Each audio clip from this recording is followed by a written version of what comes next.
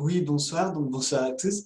Donc, je suis très content d'être là pour vous présenter le rachat de Christian Dior par LVMH. Et c'est l'occasion de voir un peu ce que vous devrez faire pendant la CCF. Donc là, c'est le test grandeur nature. Voilà, donc normalement, j'ai le contrôle des slides.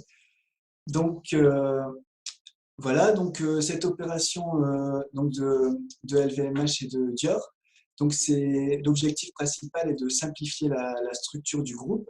Et donc, ça se fait en deux étapes. Donc, d'un côté, la famille Arnault va racheter les minoritaires de la holding Christian Dior. Et de l'autre côté, le groupe LVMH va intégrer Christian Dior Couture. Voilà, donc ça, c'est la première étape. Donc, le but, c'est de simplifier les structures. Donc, la structure actuelle, donc on a la famille Arnault qui possède 74% du capital de Christian Dior.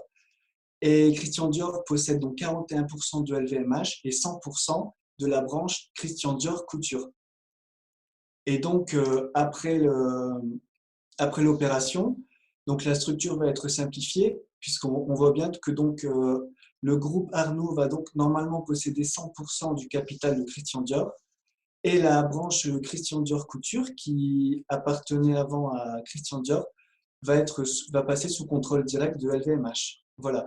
Et LVMH contrôle aussi Christian Dior Parfum. Donc, c'est-à-dire que ces deux activités sont réunies sous le contrôle d'LVMH. Voilà, donc la Christian Dior Couture, donc je pense que vous connaissez tous, c'est bien sûr une maison emblématique, c'est très connu. Et le plus important ici, donc sur ce slide, c'est de voir que on a les ventes, donc le chiffre d'affaires de Christian Dior Couture est de 2 milliards d'euros. Et donc, ça a été multiplié par 2 depuis 2011, ce qui correspond environ à un taux de croissance annuel de 14-15%. Voilà, donc c'est déjà beaucoup.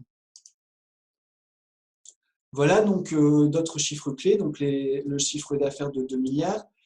Donc le BITDA, en français, c'est le BE, donc l'excédent brut d'exploitation, 418 millions d'euros. Et le ROC, donc c'est le résultat d'opération courante, donc le résultat d'exploitation, et donc qui est de 270 millions. Et encore une fois, on voit ici le taux de croissance, mais cette fois depuis l'an 2000, qui est de 12% de croissance des ventes par an. Voilà, et donc ce qui est très important, donc ça vous le savez tous puisque vous avez fait l'ICCF, ce n'est pas simplement d'augmenter le chiffre d'affaires, c'est aussi que cette augmentation du chiffre d'affaires se transforme en une augmentation du résultat opérationnel, du résultat d'exploitation. Et ici, on voit bien que avec une vente, avec un taux de croissance des ventes de seulement, entre guillemets, 14%, on arrive à un taux de croissance du résultat d'exploitation de 24%. Donc là, c'est le levier opérationnel qui fonctionne très bien. C'est à des effets point mort. Donc là, c'est ce qui prouve que la croissance a été très bien maîtrisée. Voilà, donc quelle est la valeur de la holding Christian Dior? Donc ici, c'est l'utilisation de la méthode patrimoniale donc pour estimer l'actif net réévalué de Christian Dior. Donc la première chose, donc c'est la valeur des 41% dans LVMH. Donc là, c'est la valeur de LVMH, donc pondérée à 41% de ce que possède la holding. Et donc, on est à peu près à 41 milliards d'euros.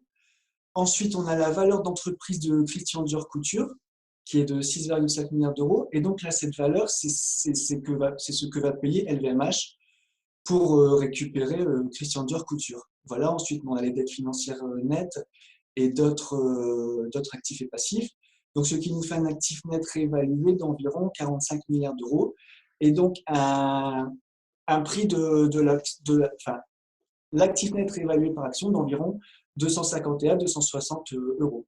Voilà. Et donc, ça, c'est à peu près le montant de l'offre qui va être faite donc aux actionnaires.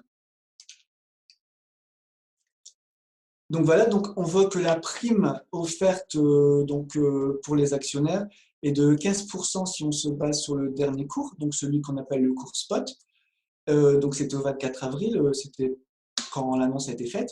Et sinon, on arrive à 20-25% si on se base sur des cours moyens 1 mois ou des cours moyens 3 mois. Et donc, on voit que cette prime est en fait en ligne avec l'ActiveNet réévalué, puisque c'est-à-dire que cette prime, en fait, elle est de l'ordre de 15-20%, et en fait, elle correspond à la décote de holding. Donc, c'est-à-dire que la structure est un peu compliquée pour les actionnaires, et du coup, bah, ils valorisent l'action un peu moins que dans une structure plus simple. Et donc là, ça va permettre de, de remettre l'action à sa juste valeur, en fait, donc avec une prime de 15%. Voilà, excusez-moi si j'ai un peu le trac, c'est un peu compliqué de s'exprimer comme ça devant tout le monde. Enfin voilà, donc voilà, et donc on va ici faire une petite analyse supplémentaire. Alors, donc la question c'est comment acheter un actif valant 100 avec seulement 4. Alors là, vous pourrez me dire, très simple, je possède 4, j'emprunte 96 et je peux l'acheter. Mais là, on a une contrainte supplémentaire qui est comment le faire sans dette. Et donc, comment le faire sans dette? Et bien, tout simplement en utilisant une structure donc, de holding en cascade. Et donc là, on voit que la première société contrôle 62% de la seconde. Ensuite, voilà, on descend jusqu'à LVMH. Et donc, finalement, la première société contrôle tout de même LVMH sans pour autant en posséder 100% de l'intérêt économique. Et comment est-ce que ça fonctionne? Et bien, si vous avez fait l'ICCF, donc vous savez comment calculer l'intérêt économique d'une société par rapport à une autre. Et donc, ça se fait simplement en multipliant donc, tous les étages, en fait, tout simplement. Et donc, on voit à la fin donc, 4%. Donc, voilà. Donc, c'est-à-dire que la première société possède simplement 4% d'intérêt économique, mais a le contrôle de LVMH. Voilà. Et donc, la condition, c'est que chaque holding détienne des actifs en propre, en plus de sa participation dans la holding du dessous pour attirer les investisseurs.